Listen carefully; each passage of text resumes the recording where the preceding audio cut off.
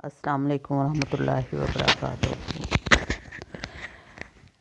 قصص القرآن حضرت علامہ حافظ ابن کثیر رحمۃ اللہ علیہ۔ سبق نمبر 54، حضرت ابراہیم علیہ السلام کا قصہ۔ حضرت ابراہیم علیہ السلام کا نسب نامہ۔ حضرت ابراہیم علیہ السلام کے والد کا نام طارع آزر اور والدہ کا نام شانی تھا۔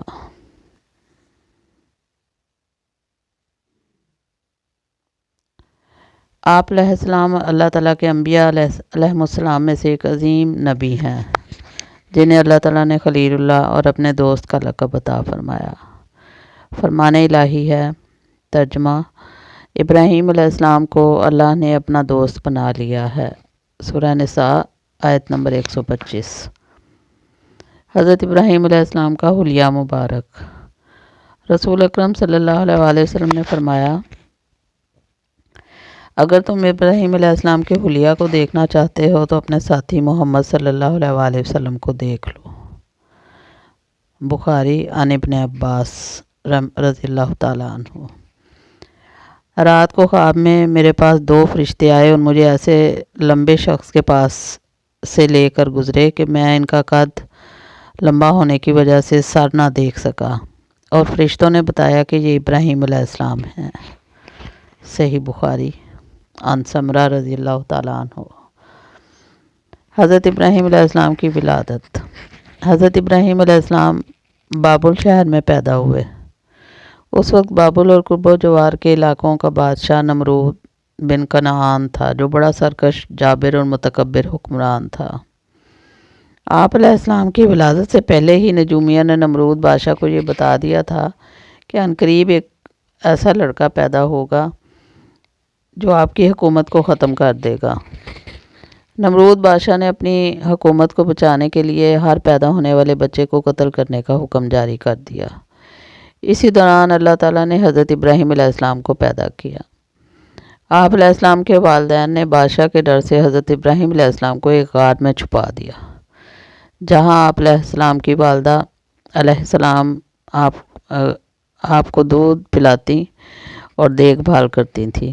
حضرت ابراہیم علیہ السلام کی قوم کے لوگ سائنس اور صنعتوں میں بہت ہوشیار اور ماہر تھے، اور اللہ تعالیٰ کی عبادت کو چھوڑ کر ستاروں کی پوجا کرتے تھے۔ حضرت ابراہیم علیہ السلام کا اپنے رب کو پہچاننا۔ اللہ تعالیٰ کا ہر نبی فطری طور پر معصوم اور شرک سے پاک ہوا کرتا ہے، اسی لیے حضرت ابراہیم علیہ السلام بھی شرک سے پاک اور بیزار تھے۔ اللہ تعالیٰ نے بچپن ہی سے آپ علیہ السلام کو عقل سلیم اور رشد و ہدایت سے نوازا تھا۔ اللہ عز و جل نے آسمان اور زمین کی چیزوں میں حضرت ابراہیم علیہ السلام کے لیے اپنی توحید کے دلائل کھول دیے، اور آسمان و زمین کی تخلیق اور ان میں موجود عجائب و غرائب کا مشاہدہ کروایا، اور ان پر یہ بات واضح کر دی کہ اللہ تعالیٰ کے سوا کوئی معبود نہیں ہے۔ اسی لیے آپ علیہ السلام نے بچپن میں ہی ستارے اور چاند اور سورج کا مشاہدہ کر کے اپنے حقیقی رب کو پہچان کر اس کی عبادت کرنے کا اعلان کیا۔ اللہ تعالیٰ کے علاوہ لوگ جس کی بھی پوجا کرتے تھے، ان سب سے نفرت کا اظہار کیا۔ فرمان الہی ہے۔ ترجمہ: یقیناً ہم نے اس نبوت ملنے سے پہلے ابراہیم علیہ السلام کو سمجھ بوجھ عطا فرمائی تھی، اور ہم انہیں خوب جانتے تھے۔ سورۃ الانبیاء آیت نمبر 51۔ اور اسی طرح ہم نے ابراہیم علیہ السلام کو آسمانوں اور زمین کی عظیم سلطنت دکھا دی، تاکہ وہ یعنی حضرت ابراہیم علیہ السلام کامل یقین کرنے والوں میں سے ہو جائیں۔ پھر جب رات کی تاریکی ان پر چھائی تو انہوں نے ایک ستارہ دیکھا تو کہا کہ یہ میرا رب ہے، مگر جب وہ غروب ہو گیا تو کہنے لگے کہ میں غروب ہونے والوں کو پسند نہیں کرتا۔ پھر جب انہوں نے چاند کو چمکتا ہوا دیکھا تو فرمایا کہ یہ میرا رب ہے، لیکن جب وہ بھی غروب ہو گیا تو فرمایا اگر میرے رب نے میری رہنمائی نہ کی تو میں گمراہ لوگوں میں سے ہو جاؤں گا۔ پھر جب سورج کو چمکتا ہوا دیکھا تو فرمایا کہ یہ میرا رب ہے، یہ تو بہت بڑا ہے۔ پھر جب وہ بھی غروب ہو گیا تو فرمایا کہ اے میری قوم، میں ان معبودوں سے بری ہوں جنہیں تم اللہ کا شریک بناتے ہو۔ بے شک میں نے یکسو ہو کر اپنا رخ اس ذات کی طرف کر دیا ہے جس نے آسمانوں اور زمین کو پیدا کیا، اور میں ہرگز شرک کرنے والوں میں سے نہیں ہوں۔ سورۃ الانعام آیت 75 تا 79۔ حضرت ابراہیم علیہ السلام کا اللہ تعالیٰ کے کمال قدرت کا مشاہدہ۔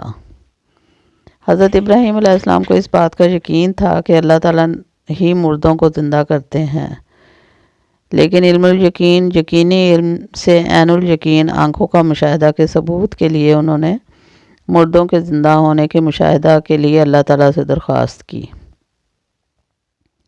جسے قبول فرماتے ہوئے اللہ تعالیٰ نے انہیں مردوں کے زندہ ہونے کا مشاہدہ کروایا۔